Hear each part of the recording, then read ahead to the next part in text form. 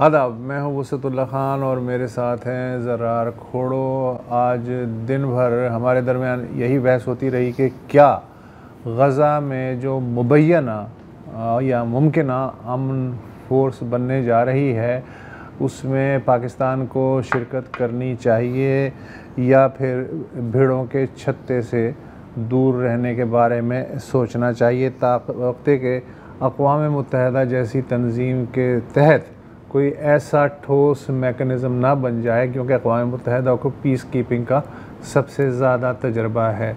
تو اس پہ ہماری گفتگو رہے گی پروگرام کے دوسرے حصے میں۔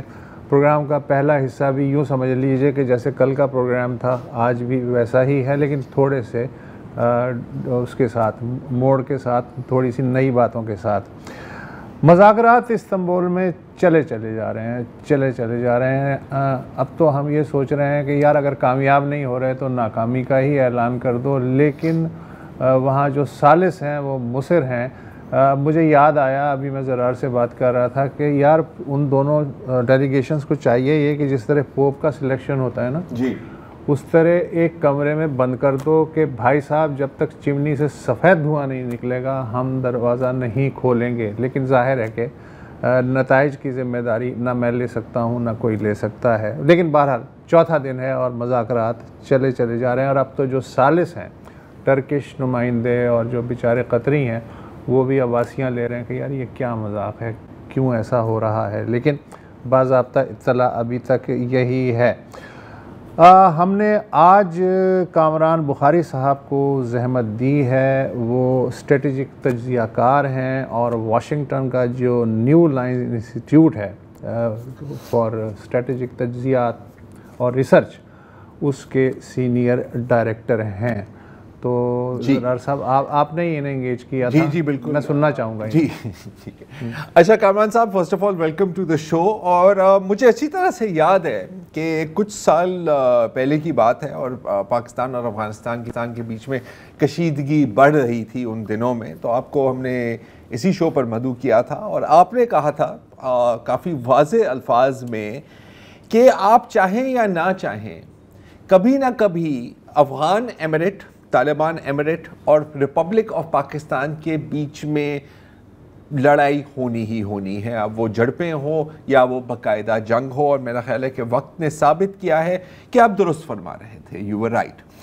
اب اسی بات کو آگے لے جاتے ہوئے، جیسے ابھی وسعت بات کر رہے تھے، آپ بھی یقیناً مانیٹر کر رہے ہیں، ٹاک سے کوئی نتیجہ نکلتا ہوا نظر نہیں آ رہا، کوئی پر امید نہیں ہے۔ انفیکٹ لگ رہا ہے کہ شاید ٹاکس فیل ہی ہو جائیں گی، اور اگر یہ ٹاکس فیل ہوتے ہیں تو پاکستان کے پاس کیا پریکٹیکل آپشنز ہیں؟ میں ایک بار پھر کہوں گا پریکٹیکل آپشنز، اس بات کو مد نظر رکھتے ہوئے کہ ایک ہاسٹائل فرنٹ انڈیا کے ساتھ ابھی بھی اوپن ہے اور ایک تھرڈ فرنٹ یا ہاف آف فرنٹ اگر آپ کہنا چاہیں انٹرنل بھی ہے ملیٹنٹس کے خلاف۔ ان چیزوں کو مد نظر رکھتے ہوئے ریئلسٹکلی آپشنز کیا ہیں پاکستان کے پاس versus Afghanistan? G Zarar and وسعت بھائی، تھینک یو سو مچ دعوت دینے کا۔ دیکھیں، میں نہیں سمجھتا کہ ہمیں کوئی زیادہ امید لگانی چاہیے کسی بھی مذاکرات کے ساتھ، یعنی ان قریب، یعنی آج کی میں بات نہیں کر رہا، یا یہ جو ترکی اور قطر کے لوگ جو اسپانسر کر رہے ہیں میں ان کی بات نہیں کر رہا، میں بات کر رہا ہوں over the short to medium term.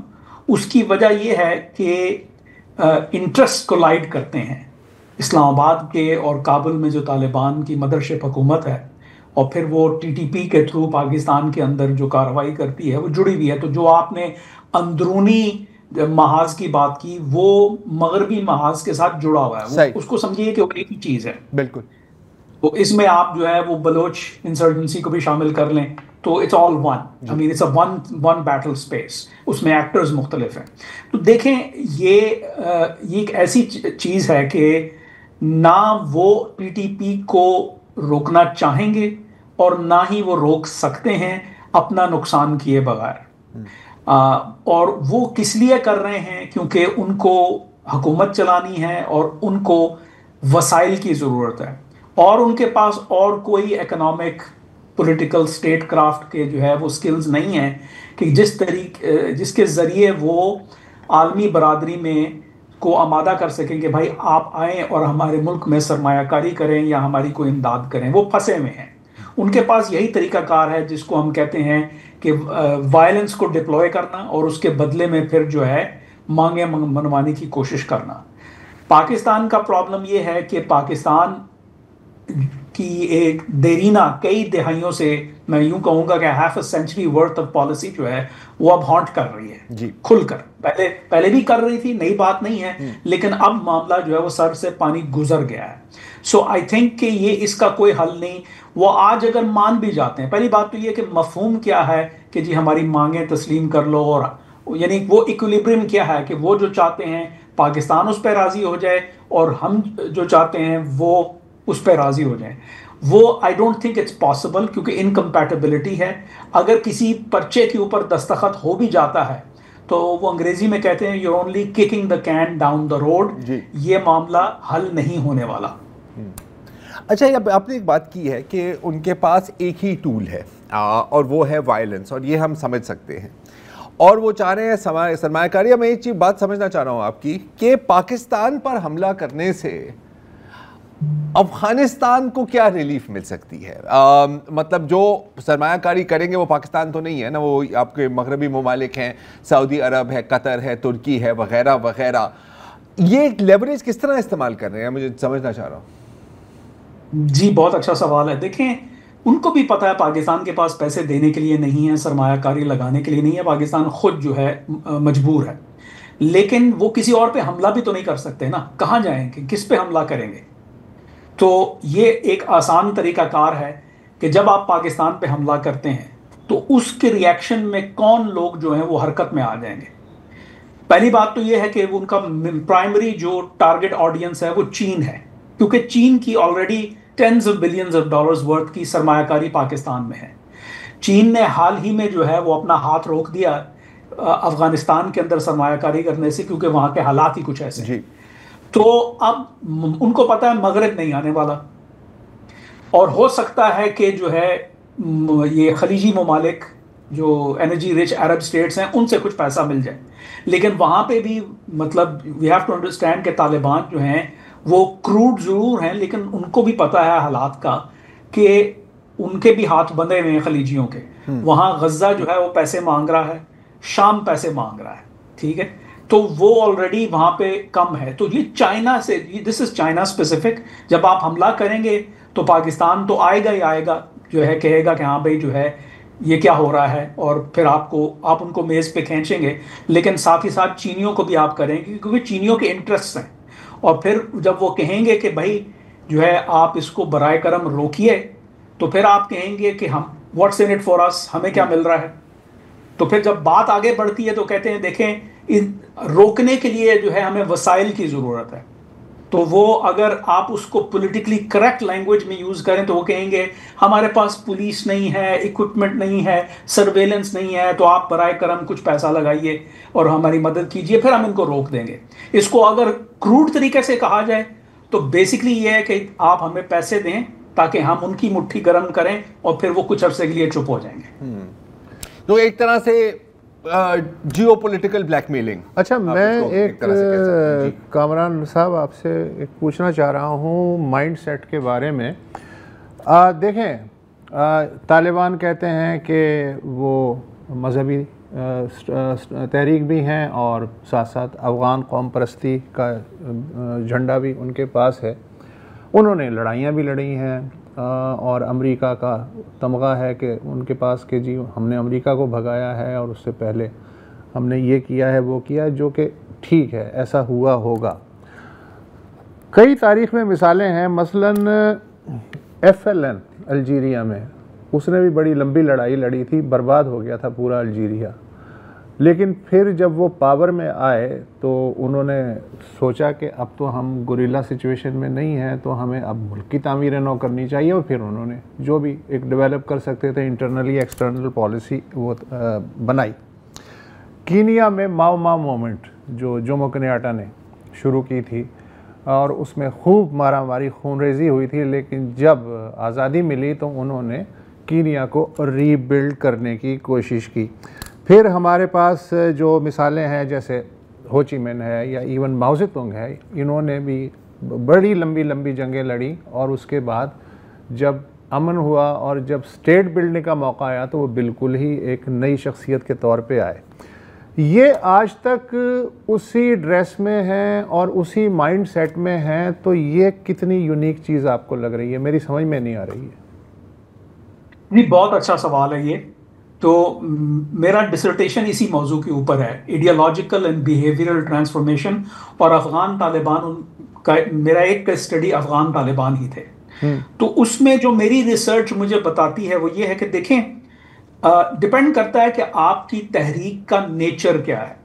دیکھیں IRA کی ہم مثال لیتے ہیں، برطانیہ کے جو مسئلہ تھا ٹیررزم کا آئرلینڈ کو لے کے، ناردرن آئرلینڈ کو لے کے، تو وہ IRA جو تھی اس کے ساتھ ساتھ ایک ویل ڈیولپڈ پولیٹیکل موومنٹ تھی شن فین، جو ایک پولیٹیکل پارٹی بھی ہے. تو طالبان جو ہیں وہ پولیٹیکل پارٹی نہیں ہے، وہ ایک انسرجنٹ موومنٹ ہیں، اور آئیڈیالوجیکلی ان کا جو بیسکلی اورینٹیشن ہے وہ بھی یونیک ہے، اور وہ ایک عجیب ہی ultra conservative form of Islamism ہے، کیونکہ اسلامزم کی بھی تو بہت ساری شکلیں ہیں نا. تو یہ میں سمجھتا ہوں کہ خاصا ایک پریمیٹیو ویو ہے جس میں ٹرائبلزم بھی آ جاتی ہے، اور جس میں جو ہے میڈیول دیوبندیزم بھی آ جاتی ہے. ان کا جو ہے گریجویٹ کرنا وہ شارٹ ٹرم میں ناممکن ہے. اسی وجہ سے میں نے بلومبرگ میں ایک آرٹیکل تھا دسمبر 2018 میں، جب یہ زلمے خلیل زاد صاحب دوبارہ سے نامزد ہوئے تھے، ٹرمپ نے کہا تھا کہ بھائی آپ جا کے بات چیت کریں اور ڈیل بنائیں. تو میرا مضمون یہی تھا کہ جو ہے آپ کو تو شارٹ ٹرم میں ڈیل چاہیے، لیکن یہ طالبان جو ہیں شارٹ ٹرم میں بدل نہیں سکتے. جو آپ ان سے چاہ رہے ہیں وہ اپنا نیچر تبدیل نہیں کر سکتے. یہ ان کا بھی کنسٹرینٹ ہے، آپ کا بھی کنسٹرینٹ ہے، اور یہ جو افغان ریاست جس میں آپ ان کو ظلم کرنا چاہ رہے ہیں وہ نہیں ہوگا. اور پھر ہم نے دیکھا کہ وہی ہوا 2021 کے اندر. وہ ریاست تو امریکہ کی افواج کے انخلا کے مکمل ہونے سے پہلے کولیپس کر گئی. تو دیکھیں طالبان جو ہیں یہ ایک ملٹی جنریشنل پروسیس ہے. اگر ان کو تبدیل ہونا ہے، پہلی بات تو یہ کہ طالبان کو ڈیسائیڈ کرنا ہے اگر تبدیل کہ ہونا بھی اپنے اندرونی طور پہ وہ کیا کرنا چاہیں گے. ان کے اندرونی اختلافات بہت ہیں. کندہار اور کابل کے اندر بیٹھی ہوئی جو قیادت ہے وہ ایک پیج پہ نہیں ہے. Then we can drop altitude and go into وہ سب ڈویژنز ایز ویل. ایک وقفہ لے لیں، ایک وقفہ لیتے ہیں اور پھر اس پہ بھی مزید بات. Welcome back. موضوع افغانستان ہے اور اسٹریٹجک تجزیہ کار کامران بخاری صاحب واشنگٹن سے ہمارا ساتھ دے رہے ہیں. کامران صاحب، میں آپ کو 80 سال پہلے نہیں لے جاؤں گا، 60 سال پہلے بھی نہیں، میں لے جا رہا ہوں 50 سال پہلے. 50 سال پہلے ہم نے ایک سفر شروع کیا افغانستان کے بارے میں. اسٹریٹجی ہماری چینج ہونی شروع ہوئی، اور ہر حکومت جو آئی ضیاء سے لے کے آج تک ایک ہی جملہ ہم سنتے رہے، کبھی اردو میں کبھی انگریزی میں، کہ everything will be fine. جو بھی نسخہ ہم نے استعمال کیا، مریض کو تو خیر اس سے کیا فائدہ ہوتا، الٹا ہمیں بیمار کرتا چلا گیا.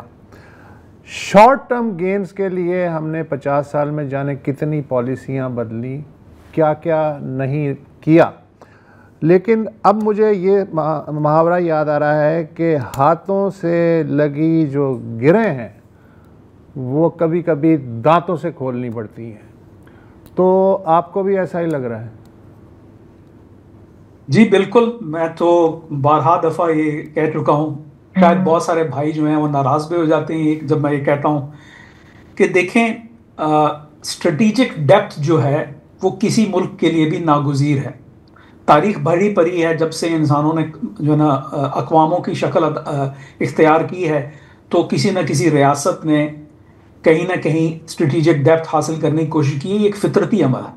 پاکستان کا جو غلطی ہے جس کو میں اسٹریٹجک بلنڈر کہوں گا وہ یہ ہے کہ آپ نے اسٹریٹجک ڈیپتھ ان لوگوں کے تھرو حاصل کرنے کی کوشش کی کہ جو آپ کے اپنی ریاست کے مخالفین ہیں. جی، یعنی ایڈیالوجیکلی ان کا آپ سے کوئی کمپیٹیبلٹی نہیں ہے. تو آپ کا یہ کہنا کہ جی اسلامسٹ کو ہم افغانستان میں پش پناہی کریں گے تو اس سے شاید ہمارا کوئی فائدہ ہو جائے گا، وہ الٹا نقصان جس کا آپ نے ذکر کیا ہے اس نے وہی ہونا تھا. بیکاز الٹیمیٹلی وہ آپ ان کو کہہ رہے ہو کہ بھئی وہاں جا کے اسلامی ریاست بناؤ، تو وہ تو آپ کو بھی اسلامی ریاست نہیں مانتے، تو آپ کے ہاں بھی وہی نظام وہ لانا چاہتے ہیں. تو this was suppose to boomerang, اس انیویٹیبل تھا. انفارچونیٹلی جو ہے جو ہمارے کرتا دھرتا رہے ہیں کئی دہائیوں سے، ان کو یہ بات نہیں سمجھ میں آئی. لیکن یہ ہے کہ حال ہی کے کچھ سالوں کے اندر کچھ ایسے شواہد ملے ہیں کہ جس سے یہ معلوم ہوتا ہے کہ وہ دیر ہی سے صحیح لیکن جو ہے اب میرا خیال میں سمجھ میں آنی شروع ہو گئی ہے.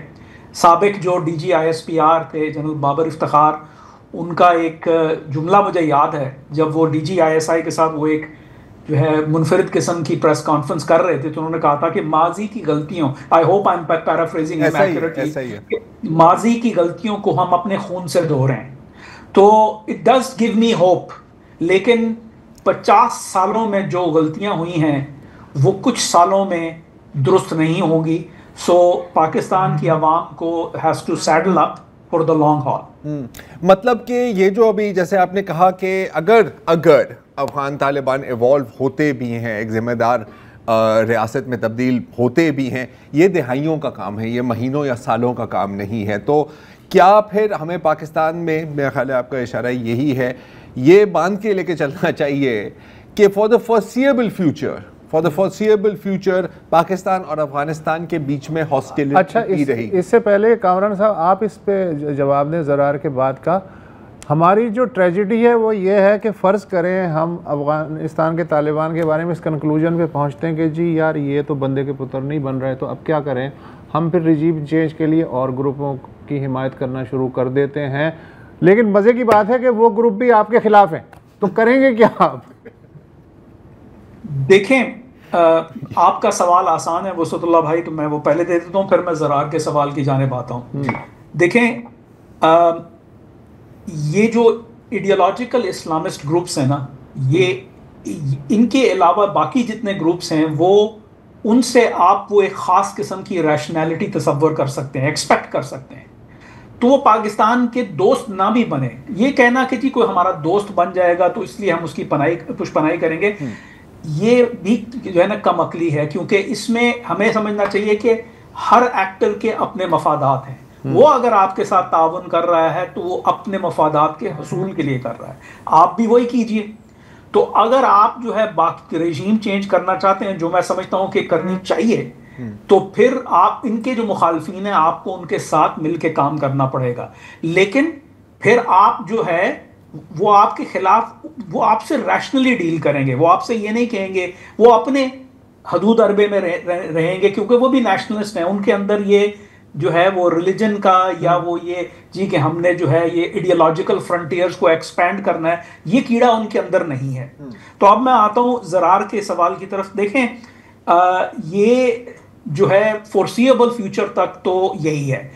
ویسٹرن فلینک میں سمجھتا ہوں کہ بھارت جو ہے کے ساتھ جو معاملات ہیں وہ کبھی بھی اچھے نہیں تھے. اچھے جب تھے تو وہ بہت ہی فلیٹنگ مومنٹس تھے، تو وہ تو تبدیلی نہیں آنے والی. لیکن وہاں ایک کیڈنس ہے، وہاں آپ کو پتہ ہے کہ کیا ہو رہا ہے کیا نہیں ہو رہا. اور خاص طور پہ اب جو بدلتے ہوئے دنیا کے حالات ہیں، جو امریکہ کی جو جیو اسٹریٹجی نے کروٹ لیا ہے، اس میں بھی یہی ہے کہ بھائی یہ معاملہ آپ مینج کر لیں گے کسی نہ کسی طریقے سے. یہ معاملہ جو ہے نا ویسٹرن بارڈر کا، یہ ہینڈل کرنا بڑا مشکل ہوگا. اس میں بہت توانائی چاہیے، ہیومن اینڈ مٹیریل.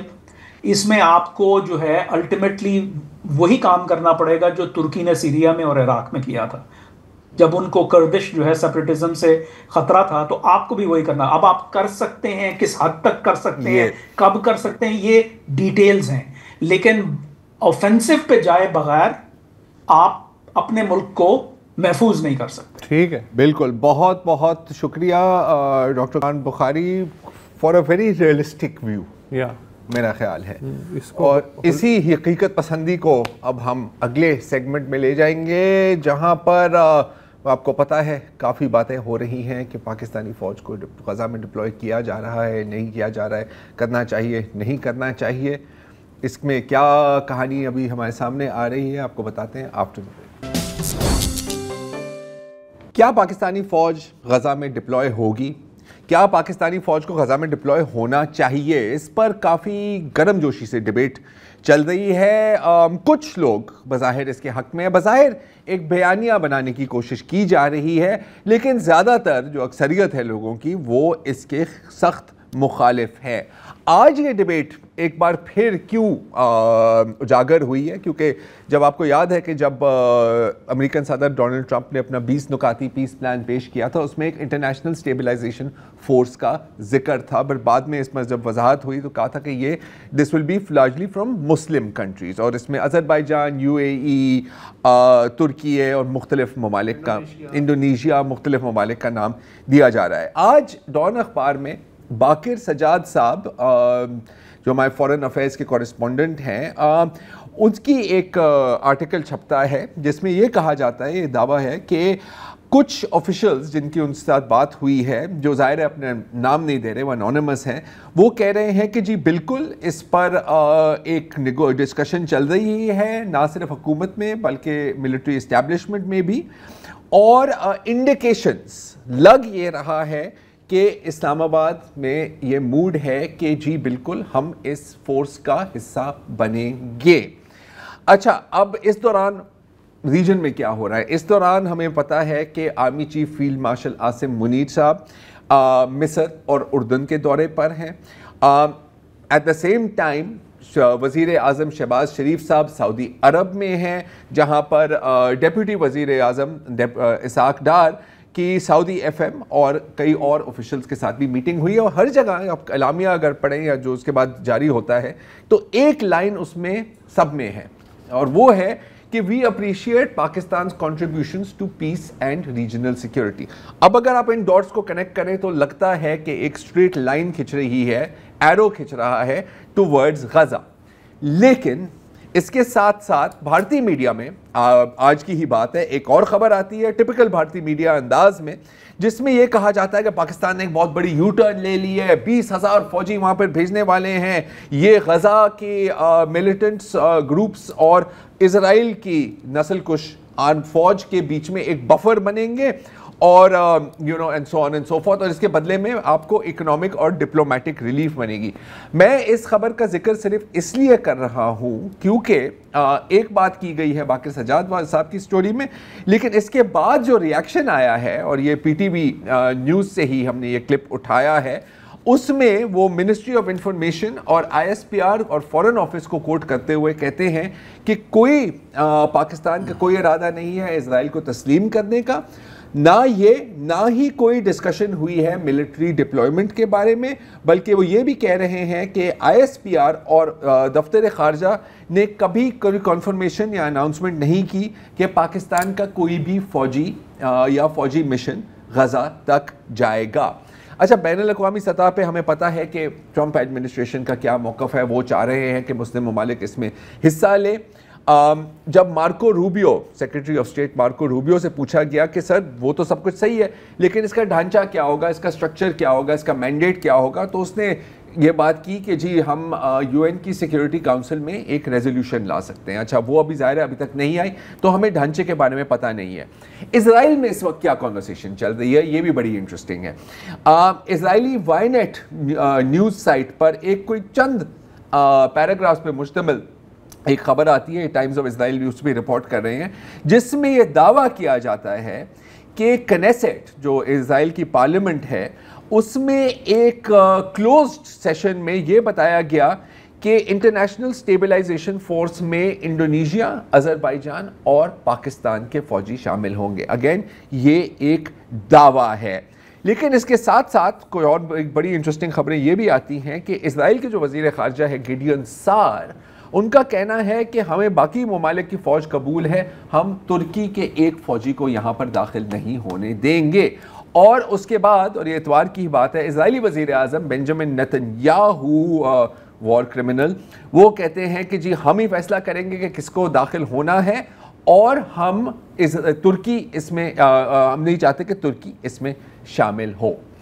اب ظاہر ہے میں نے بات کیا کہ پاکستان میں ایک بیانیہ بھی بنایا جا رہا ہے. آپ آگے پیچھے دیکھ سکتے ہیں, کچھ انفلوئنسرز, کچھ جرنلسٹ کے بھی ویلاگز میں ہیں. رانا ثناءاللہ سے بھی ایک سوال پوچھا گیا تھا, وسیم بدامی نے یہ پوچھا تھا کہ ان پرنسپل یہ ہونا چاہیے نہیں ہونا چاہیے, تو ان کا جواب کچھ یوں تھا کہ اگر وہاں پر ایک مسلم فورس جاتی ہے اور یہ فلسطینیوں کو اسرائیل سے بچا سکتی ہے یا یہ گارنٹی کر سکتی ہے کہ یہ جنگ دوبارہ شروع نہ ہو, تو اس میں کیا حرج ہے. تو کچھ اور بھی سوالات ہیں وسعت, میں چاہ رہا ہوں کہ میں آپ سے ہی پیش کروں. ایک وقفہ لے لیں, ایک وقفہ لینے کا ٹائم ہے. چلے بیٹھتے ہیں پھر اس پہ بات کریں. Welcome back. تو وسعت سوال یہ ہے کہ اگر آپ کے پاس دو چوائسز ہیں, ایک کہ ایک انٹرنیشنل اسٹیبلائزیشن فورس وہاں پر ڈپلوائے ہو, مسلم ممالک کی, پاکستان بھی اس کا حصہ ہو, یا پھر اسرائیل اپنی بربریت اور نسل کشی کو جاری رکھے, کیا حرج ہے؟ ٹھیک ہے, سب سے پہلے تو اپنی آنکھیں کھلی رکھیں اور جذباتی نہ ہوں. آپ نے بیچ میں کہا کہ ٹرکی کسی حال میں منظور نہیں ہے اسرائیل کو, ٹھیک ہے, حالانکہ ٹرکی کے سفارتی تعلقات بھی ہیں 1949 سے آج تک ہیں, ٹریڈ بھی ہے, جنگی مشقیں بھی ساتھ کرتے رہے ہیں. اس کے باوجود ٹرکی کیوں منظور نہیں ہے؟ ٹرکی اس لیے منظور نہیں ہے کہ اس خطے میں آخری طاقت جو اسرائیل کو منہ دے سکتی ہے وہ ترکی ہے, لہٰذا وہ اچھا اس کے مقابلے پاکستان کیوں وہ ہے ایکسیپٹیبل ہے, حالانکہ پاکستان کی بھی وہی پالیسی ہے, نہ ہم اسرائیل کو تسلیم کرتے ہیں, ہم کھل کے اس حمایت کرتے ہیں فلسطینیوں کی. میرا خیال ہے کہ دونوں ملکوں کی اگر تاریخ دیکھی جائے, ایک تو یہ کہ ہمیں ٹرکی سے مشورہ کرنا چاہیے کسی بھی فیصلہ کرنے سے پہلے, بہت صحیح مشورہ وہاں سے ملے گا. دوسرے یہ ہے کہ شاید انہیں یہ ایلیوژن ہے اسرائیل کو اور امریکہ کو کہ ہم ماضی میں بھی گڈ بوائے ثابت ہوتے رہے, جہاں تک امریکی اسٹریٹجی, نیٹو, سینٹو, یہ وہ سب, افغان وار وغیرہ سب میں. تو اب ٹرمپ کی وجہ سے جو ہے ہم تھوڑے قابو میں رہیں گے, ہم اس طرح کا فیصلہ نہیں شاید کریں گے جو ٹرکی نے اب تک دکھائے ہیں پچھلے 2 سال میں, فلوٹیلا اور سارا کچھ ون. میرا خیال ہے کہ ٹرکی کا مسئلہ یہ ہے. اچھا میں اس میں اضافہ کروں گا, ہاں, جغرافیہ کا بھی ایشو ہے, ہاں, ہم اس خطے میں پلیئر نہیں, میں نے عرض کیا نا وہ واحد دشمن ہے اس خطے میں, ٹھیک ہے, جو اسے منہ دے سکتا ہے. اچھا ہم کیوں جا رہے ہیں غزہ؟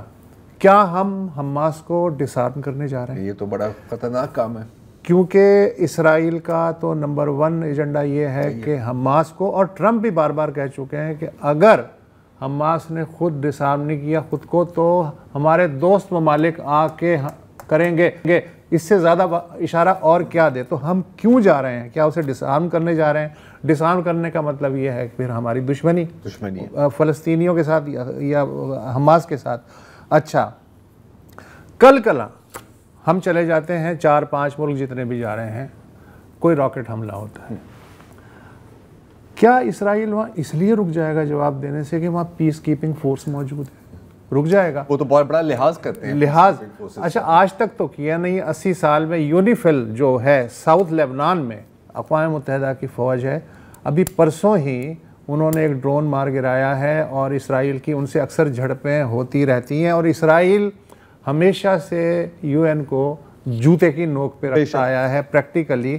تو کیا وہ اس لیے احترام کر لے گا کہ چونکہ جی مہمان ہماری فوجیں موجود ہیں تو میں جواب نہ دوں؟ اور اگر فرض کریں خدا نہ خواستہ فوجی مر جاتے ہیں کچھ ہمارے یا کسی بھی اس ملک کے, تو پھر ہمارا کیا ہوگا؟ ڈومیسٹک ری ایکشن کیا ہوگا؟ ہماری پھر پالیسی چینج ہوگی یا نہیں ہوگی؟ ہم وہاں رہیں گے یا واپس آئیں گے؟ دونوں صورتوں میں خسارہ ہے یا فائدہ ہے. اچھا پیس کیپنگ آپ کو بھی معلوم ہے کہ ہمیشہ وہاں, ہمیشہ تو نہیں, اکثر وہاں کامیاب ہوتی ہے جہاں 2 ملکوں کا جھگڑا ہو, وہاں پہ ہوگا. مثلا یوگوسلاویہ میں دیکھ لیں, مثلا اسی ریجن میں مصر اور اسرائیل کے درمیان پیس کیپنگ فورس جو ہے کئی برسوں سے رہی اور اس نے کام بھی کیا ہے.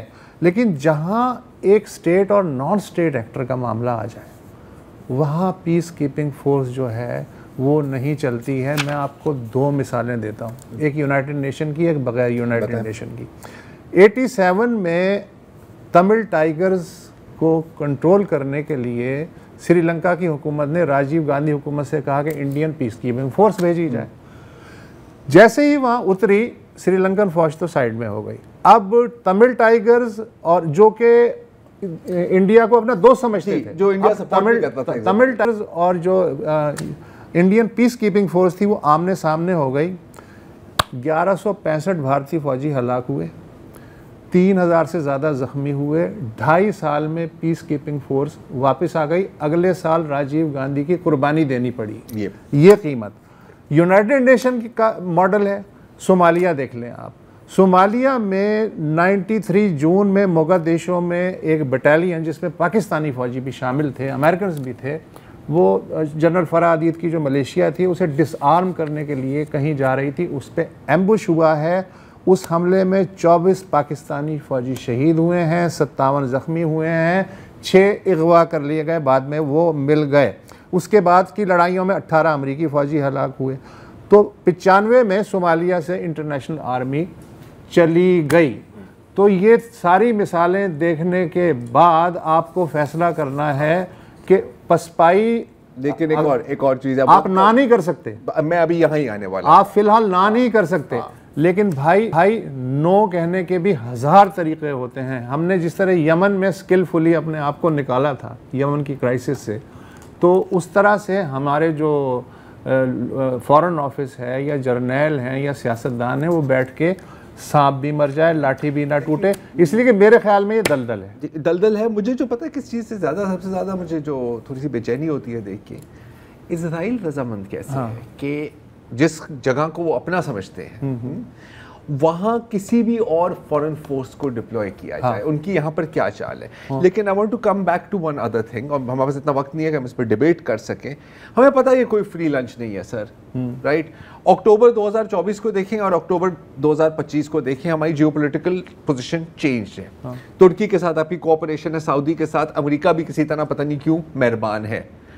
अगर ये तीनों मिलकर आपको कहें कि सर देखें हमने आपकी बड़ी मदद करेंगे और हम चाहते हैं कि करते रहें, आप भी बड़ी मुश्किल सिचुएशन में, एक तरफ भारत है, एक तरफ अफगानिस्तान है, एक काम है आपसे, क्या हम ना कह सकते हैं? नहीं, ना नहीं कह सकते, लेकिन हमें ये भी देखनी चाहिए कि इस वक्त हमारी फुल है, अफगानिस्तान है, इंडिया है। शायद सोच ये है कि ये अगर करेंगे तो हमारी बड़ी प्लेट मिल जाएगी। तो हमें वो कौवा नहीं बनना चाहिए कि जिसकी चोंच में अंगूर था और लोमड़ी ने कहा आप तो हसीन तरीन परिंदे हैं और आपकी आवाज़ जो है वो इंतहाई खूबसूरत है, और कौवे ने वो अंगूर का दाना गिरा दिया और लोमड़ी खा के चली गई। और यहाँ तो हमें इस ट्रांस में नहीं आना चाहिए। Fair enough. और भी मज़ीद इस पर बात हो सकती थी, लेकिन वक्त हमारा यहाँ पर ख़त्म हो जाता है। आज के लिए इजाज़त दीजिए, खुदा हाफ़िज़।